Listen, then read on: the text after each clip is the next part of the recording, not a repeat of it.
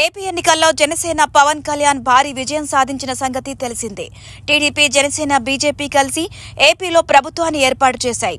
ఇక పవన్ కళ్యాణ్ కు ఉప ముఖ్యమంత్రితో పాటు మంత్రిగా కూడా పలు శాఖలు అప్పగించారు. అయితే పవన్ కళ్యాణ్ ని వాళ్ళందరూ దత్తపుత్రుడు అని అన్నారు. వాళ్ళందరి నోట్లో బెల్లం పెట్టాలి, చాలా మంచి మాట అన్నారు అంటూ యాక్టర్ పృథ్వీరాజ్ సెన్సేషన్ కామెంట్ చేశారు. అలాగే సమీక్షలన్నీ అయిపోయాక స్వయంగా పవన్ కళ్యాణ్ పిఠాపురం ప్రజల వద్దకు వెళ్లి వారి బాగోగులు తెలుసుకుంటారని పృథ్వీ అన్నారు. సార్, పిఠాపురం ప్రజలకి ఎప్పుడు పవన్ కళ్యాణ్ గారు అందుబాటులో ఉంటారు సార్? ఇప్పుడు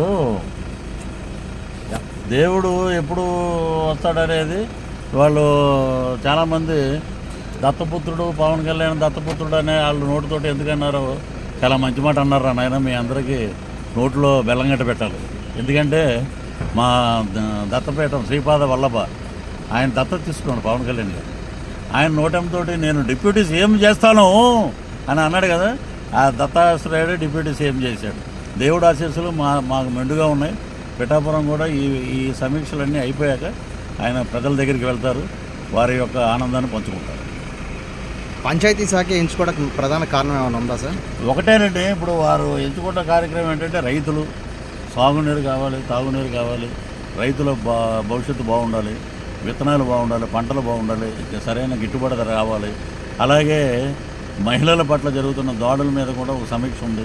అలాగే వృత్తి ఉద్యోగాల మీద దాని మీద అధ్యయనం చేస్తున్నారు. అలాగే ఈ రకంగా మొత్తం అన్ని రకాలుగా వారు దీని మీద ఒక నిర్ణయం తీసుకుని ఆ రకంగా ముందుకెళ్తున్నారు. సో ఆయన శాఖల్లో ఆయన అద్భుతాలు సృష్టిస్తారు. Already man of the world series ఆయన మొన్న ఎలక్షన్కి.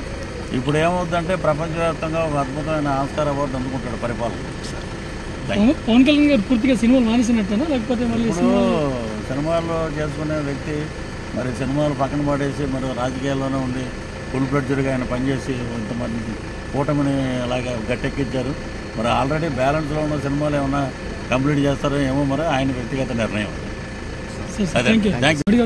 సార్, పిఠాపురం ప్రజలకి ఎప్పుడు పవన్ కళ్యాణ్ గారు అందుబాటులో ఉంటారు సార్? ఇప్పుడు